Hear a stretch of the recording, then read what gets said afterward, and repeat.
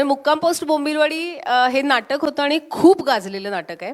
आणि त्याच्यावर आम्हाला कधीही आम्ही कुठल्याही सिनेमाचा प्रीमियर किंवा कशासाठी गेलो की लोक आम्हाला विचारायचे की अरे परत तुम्ही मुक्काम पोस्ट बोंबिलवाडी का नाही सुरू करत. तर मग मी परेशला म्हटलं की आपण त्याचा चित्रपटच करूया. आणि आज आम्ही चित्रपट केला आणि गेले अनेक दिवस चित्रपटामध्ये हिटलरचा रोल कोण करतंय ह्याची एक उत्सुकता निर्माण झालेली आहे. तर आज आपल्या सगळ्यांचं एकत्र जमण्याचं कारणच आहे की हिटलर कोण आहे हे आपण जाणून घेणार आहोत. तर मी सर्वात प्रथम आमचे सहनिर्माते भरत शितोळे सर यांना स्टेजवर आमंत्रित करते. सर प्लीज या. भरत शितोळे आपल्या चित्रपटाचे निर्माते आहेत आणि आम्ही एकत्र ही सुरू केलेली आहे निर्मिती. आता भरत सर 2 शब्द बोला तुम्ही. मला बोलता जरा कमी येतं, पण मधुगंधाजींनी जेवढं सांगायचं होतं ते सांगितलं. सर्वात मोठी गोष्ट की जेव्हा परेशजी आम्ही लोक विवेक फिल्मची ही पहिली फिल्म आहे. तर आमच्यासाठी म्हणजे पहिला जो प्रसव काल असतो तो प्रसव कालमधून आम्ही निघतो आहे. पण एक म्हणतात ना, चांगलं कुणी भेटलं की प्रसव काल तुमचं चांगलं जाय, तर ह्याच्यासाठी परेशजी आणि मधुगंधाजी जे भेटले त्याच्यामुळे सर्व प्रॉपरली आणि आनंदित घडतं आहे सर्व. परेशजींनी जेव्हा मुक्काम पोस्ट बोंबिलवाडीचं बद्दल सांगितलं तर असं वाटलं हीच पहिली पिक्चर व्हायला पाहिजे विवेक फिल्मची. आणि त्याच्यानंतर मग काही नाही, मग चालू केलं आणि अजूनपर्यंत इतकं छान सर्व पार पडलं आणि पुढे पण तुम्हा सर्व लोकांच्या सहकार्याने पार पडणार. तुम्हा सर्वांना खूप खूप अभिनंदन. सर्व कलाकार जे इथे बसले, सर्व लोक, युनिट, सर्व crew. Pareshji thanks a lot. Madhugandhaji thank you. थांबा तुम्ही. आता ना मी आमच्या टीमपैकी मला वाटतं मी परेश मोकाशीला स्टेजवर बोलवते. परेश मुक्काम पोस्ट बोंबिलवाडीचे लेखक, दिग्दर्शक आणि अर्धे निर्माते, या प्लीज स्टेजवर.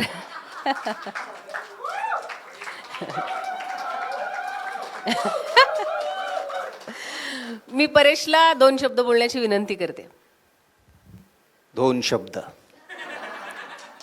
आमचा जुना विनोद आहे, आमच्या सेटवर घडत असलेला.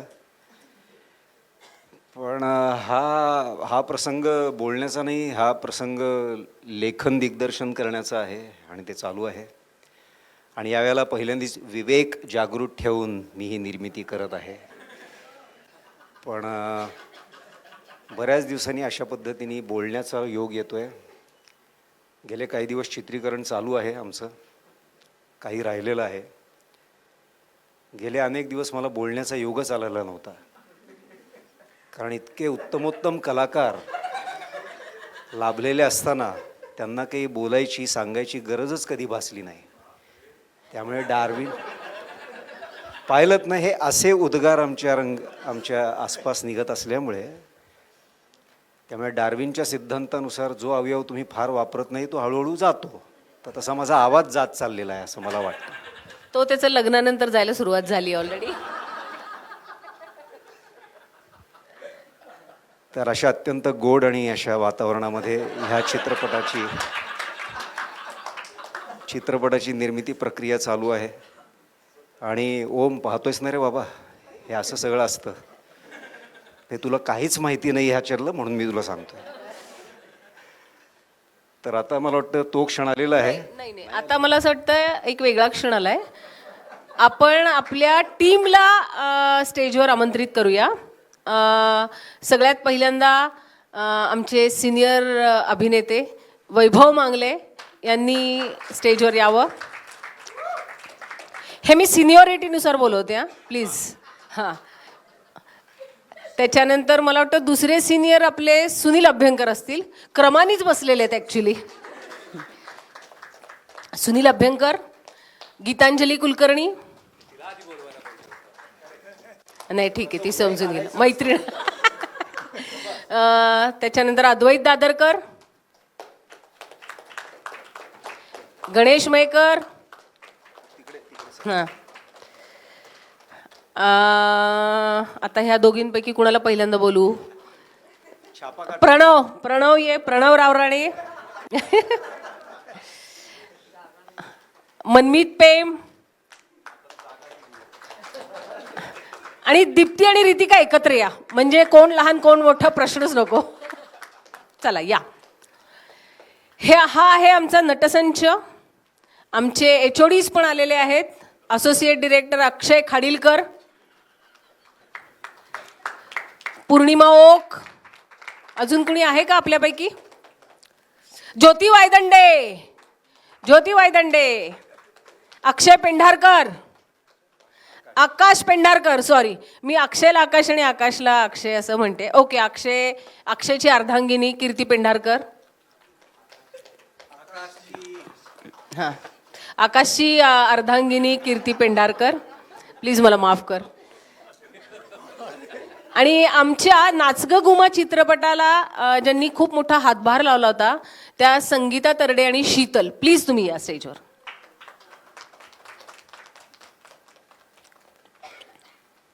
या. तर ही अशी आमची टीम आहे आणि ह्या सगळ्यांचे खूप खूप आभार. अर्धाच झाला आहे अजून चित्रपट, अजून अर्धं राहिलं आहे. त्यामुळे ही आमची टीम आहे. आणि आता तो महत्त्वाचा क्षण आलेला आहे जेव्हा मी परेशला विनंती करेन की कोण आहे ह्यांच्यापैकी बाबा हिटलर. तुम्ही सगळ्यांनी वोटिंग केलेलंच आहे आणि मला असं वाटतं बहुतांशी वोटिंग वैभव मांगलेला मिळालेलं असेल. तर आता मी परेशकडे माईक देते. राहुल आमचा कोरिओग्राफर. राहुल प्लीज ये. परेश जाहीर कर कोण आहे हिटलर. अरे प्रशांत दादा प्लीज या ना आम्हाला अनावरण करायचं आहे. प्लीज थांबा मी आणते. प्रशांत दादा कसे काय इकडे? प्रशांत दादा, आमचं जरा चित्रपटामध्ये हिटलर कोण आहे हे आम्ही जाहीर करतोय. तर अनायसे तुम्ही आलात तर त्याचं अनावरण कराल का प्लीज तुम्ही? हाता सरशी का? सॉरी वेगळ्या कामासाठी. अद्वैत त्यांचा लाडका डिरेक्टर आहे. अद्वैत जरा विनंती कर. प्रशांत दादांना विनंती कर आपल्या हिटलरचं अनावरण करण्याची. पण आहे याच्यात. हो, अद्वैत पण आहे.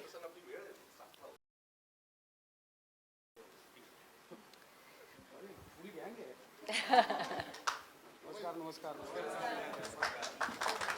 अरे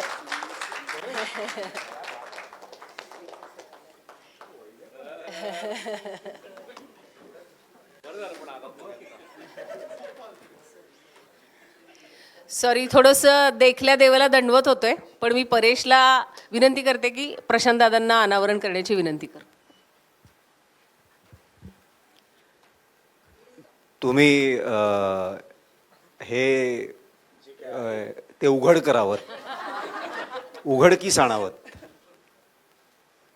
आता आपला हिटलर कळेल कोण आहे.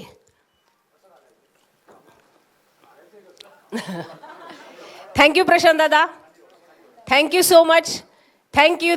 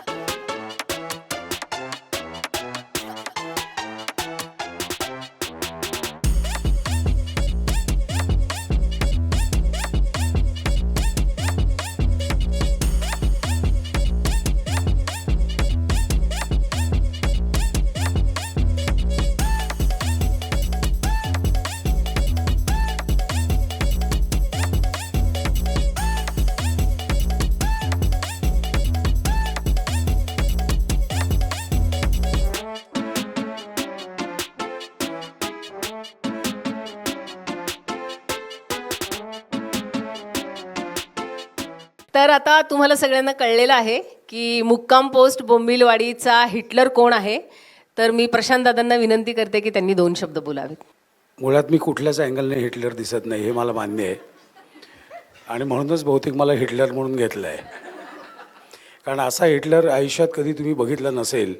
इतिहासात तर नाहीच, पुढे पण नाही बघायला मिळणार. कारण हा हिटलर खरंच आहे का असा एक प्रश्न पडणार आहे चित्रपट बघताना. त्यातला कंटेंटच वेगळा आहे, मॅडनेस आहे, पूर्ण मॅडनेस आहे. आणि या मॅडनेसमध्ये हिटलर कसा बसेल हा एक मोठा प्रश्न मलाही पडला होता. पण परेशने सांगितलं हे तुम्ही करा, म्हटलं करायचं. त्यामुळे मी केला. आणि मी दिग्दर्शकाचा कलाकार असल्यामुळे तयारी काय केली असा प्रश्न मला कोणी विचारला तर मी फक्त मिशी काढली आणि केस लाल केले, एवढीच तयारी केली. बाकी काही तयारी मी केली नाही. बाकी परेश सांगेल त्याप्रमाणे आम्ही सगळे कलाकार काम करतो. पण इतके मराठी चित्रपट आत्तापर्यंत येऊन गेले, मी बघितले, पण असा तिरका चित्रपट मी आजपर्यंत बघितलेला नाही आहे. स्क्रिप्टमध्येच सगळा तिरका आहे. आणि त्यामुळेच तो शूट करताना सुद्धा तितकाच अवघड आहे. एक थिन रेषा असते, शील आणि अश्लीलमध्ये एक थिन रेषा असते.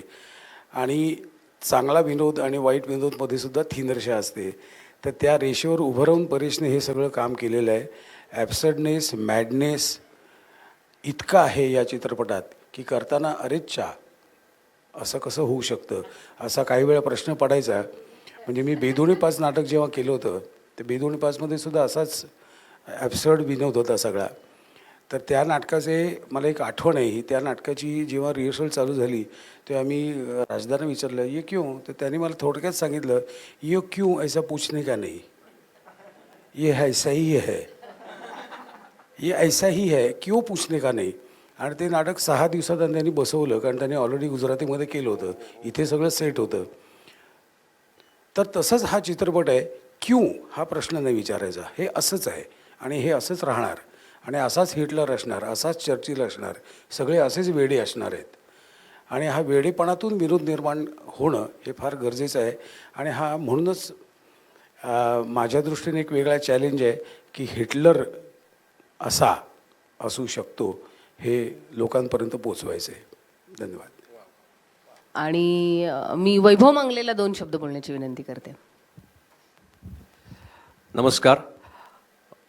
मुक्काम पोस्ट बोंबिलवाडी या नाटकाचे आम्ही 2001-2च्या दरम्यान साधारणतः 3 वर्षामध्ये आम्ही जवळपास 550 प्रयोग केले.